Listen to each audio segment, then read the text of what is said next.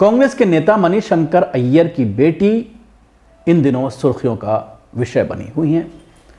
उनकी बेटी सुरन्या अय्यर प्राण प्रतिष्ठा वाले दिन उन्होंने राम मंदिर के विरोध में व्रत रखा था और उसको सोशल मीडिया पर शेयर किया था।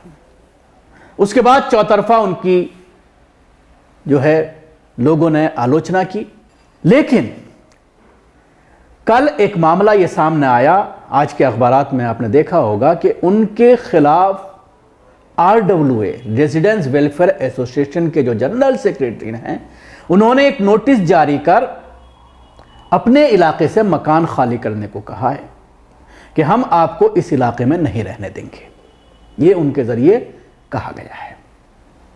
बाकायदा नोटिस जारी किया है कि आपने राम मंदिर प्रतिष्ठा वाले दिन व्रत रखकर राम मंदिर का विरोध किया है, इसलिए आप अब हमारे इलाके में नहीं रह सकते। मैं आपको बताना चाहूंगा कि यह मामला जंगपुरा एक्सटेंशन का है। जंगपुरा एक्सटेंशन की जो RWA है, उनके जरिए यह लेटर भेजा गया है। हालांकि उनकी बेटी का यह कहना है, मणिशंकर अय्यर की बेटी का, कि जिस RWA के जरिए उन्हें लेटर भेजा गया है वो उस इलाके में रहती ही नहीं है।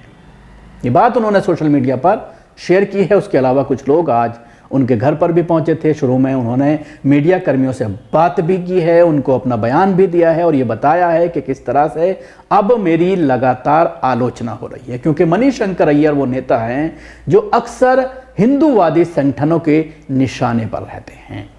मणिशंकर अय्यर के बयान काफ़ी वायरल होते हैं।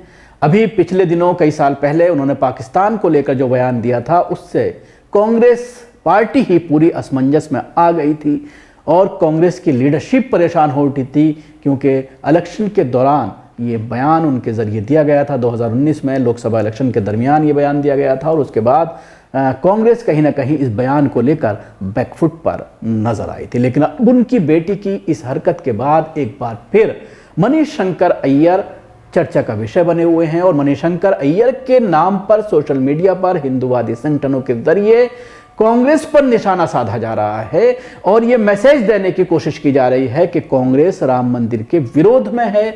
उनके नेता यानी उनकी बेटी और जो इनकी बेटी है वो भी कांग्रेस की लीडर बताई जा रही हैं, सुरन्या अय्यर। इन दोनों को का नाम आजकल सुर्खियों पर बाप और बेटी का नाम काफ़ी छाया हुआ है और इस मामले में सुनैया का बयान भी सामने आया है, जो इस पूरे मामले को लेकर के RWA को ये जिम्मेदार ठहरा रही हैं कि जिस RWA ने उनको नोटिस दिया है उस RWA के अंडर उनका मकान आता ही नहीं है। ज़बरदस्ती ये नोटिस जारी किया गया है और अब सवाल कहीं ना कहीं बात हो गई इस पूरे मामले की।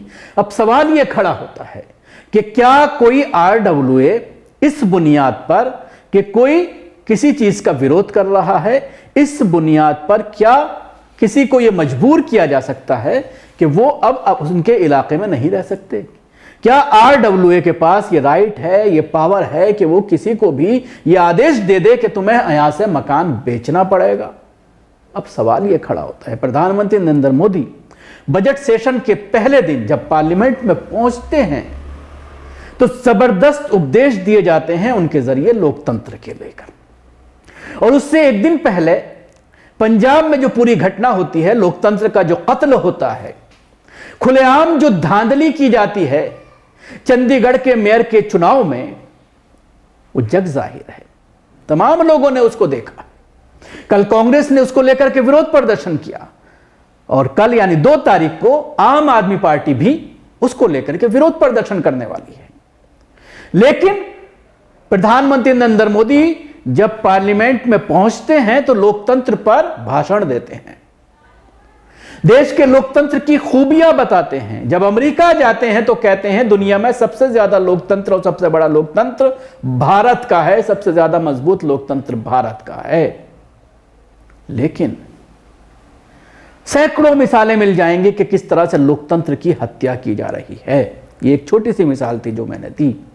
उसके अलावा आप देख रहे हैं कि किस तरह से विपक्ष के लीडरों को ED और CBI के जरिए निशाना बनाया जा रहा है। कल जिस तरह से सरकार गिराने की कोशिश की गई झारखंड में और वहां के मुख्यमंत्री को गिरफ्तार किया गया, 24 घंटे तकरीबन होने जा रहे हैं, लेकिन अभी तक मजबूत होने के बावजूद उनकी जगह पर जिनको शपथ लेनी है मुख्यमंत्री की, उनको अभी तक न्योता नहीं दिया गया है और मजबूरन कांग्रेस को और जेएमएम को अपने विधायक कहीं पर शिफ्ट करने पड़ रहे हैं कि कहीं सरकार ना गिरा दी जाए। तो ऐसे लोगों के मुंह से लोकतंत्र की बात करते हुए बड़ा अजीब सा लगता है, जो लोग खुद लगातार लोकतंत्र की हत्याएं कर रहे हैं।